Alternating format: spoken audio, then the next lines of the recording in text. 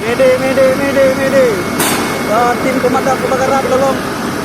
Ini lokasinya di depan di dekat gudang JT-nya.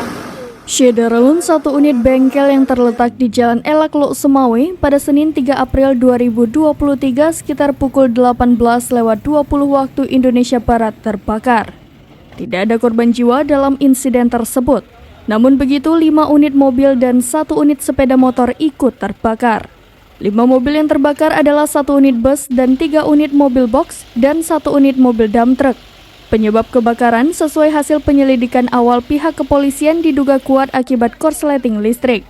Sementara itu, berdasarkan data dari pihak kepolisian, rincian mobil yang terbakar adalah 1 mobil box milik JNT jenis Isuzu, 1 unit mobil box milik Wingsfoot jenis Mitsubishi, lalu 1 unit mobil box berisikan telur, 1 unit dump truck, dan 1 unit mobil bus sekolah milik Pemko Lok Semawe. Sedangkan sepeda motor yang terbakar adalah jenis Fiction. Semua peralatan di dalam bengkel pun ikut terbakar.